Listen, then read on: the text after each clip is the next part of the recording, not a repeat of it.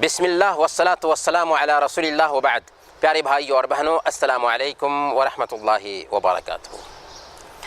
رمضان کے بعد ابھی ہمارے دل کی جو کیفیت پائی جا رہی ہے، کیا ہم نہیں چاہتے کہ یہ کیفیت 11 مہینے بھی باقی رہے؟ اس کے لیے کیا کرنا ہوگا؟ دل پہ دھیان دینا ہوگا۔ دل کا مالک کون ہے؟ دل کا مالک اللہ ہے، اس سے سوال کرنا ہوگا۔ اس لیے اللہ سے سب سے پہلے نمبر پر دعا کریں کہ اے اللہ، جس طرح تو نے ہمیں قلب سلیم عطا فرمایا تھا، رمضان میں نیکیاں کی تھی، ویسے ہی اگلے 11 مہینوں بھی نیکیاں کرنے کی توفیق عطا فرما۔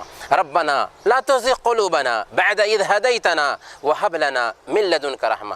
اے اللہ، ہمیں ہدایت دینے کے بعد ہمارے دل میں کھجی نہ لا اور ہمیں اپنی طرف سے خاص رحمت عطا فرما۔ اور اللہ کے نبی صلی اللہ علیہ وسلم کی یہ دعا بھی کرنی چاہیے، اللہم یا مقلب القلوب ثبت قلبی علی دینک۔ اے دلوں کو پھیرنے والے، ہمارے دل کو اپنے دین پر جما دے۔ اس کے بعد کیا کرنا ہے؟ اس کے بعد شریعت کی تابعداری کرنی ہے، کیونکہ صرف رمضان میں عبادت نہیں ہے نا، پوری زندگی عبادت ہے، اس لیے شریعت کی تابعداری کرنی ہے۔ اگر شریعت کی تابعداری نہیں ہوگی تو شیطان ہمارے اوپر قبضہ جما لے گا۔ وَمَن يَعْشُ عَن ذِكْرِ الرَّحْمَنِ نُقَيِّضْ لَهُ شَيْطَانًا فَهُوَ لَهُ قَرِينٌ۔ جو کوئی اللہ کی یاد سے غافل ہوتا ہے، شیطان کو اس کے اوپر مسلط کر دیتے ہیں، وہ اس کا ساتھی بن جاتا ہے۔ پھر کیا کرنا ہے؟ نیک صحبت اختیار کرنی ہے۔ امام ابن قیم رحمۃ اللہ علیہ نے الوابل الصیب میں لکھا ہے کہ جب کبھی بھی ہمیں کوئی ٹینشن آتا، پریشانی آتی، تو ابن تیمیہ رحمۃ اللہ علیہ کے پاس میں حاضر ہو جاتے، ان کی باتیں سنتے اور ان کے ساتھ میں بیٹھتے تو سارا ٹینشن دور ہو جاتا تھا۔ اس لیے دینی محفلوں میں شریک ہوں، علماء کی صحبت میں بیٹھیں، عجیب طریقے سے ہمارے دل کی اچھی کیفیت رہے گی۔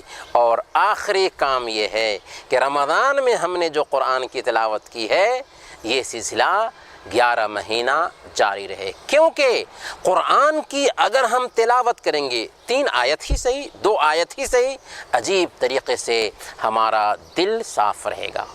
قرآن کریم کے بارے میں کافروں نے پوچھا تھا کہ آخر یہ قرآن ایک ہی مرتبہ کیوں نہیں اتارا گیا؟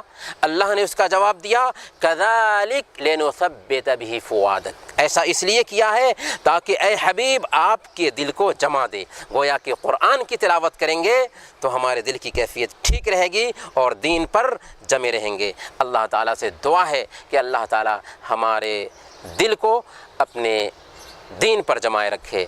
آمین۔ وصلی اللہ علی نبینا محمد وعلی آلہ وصحبہ اجمعین۔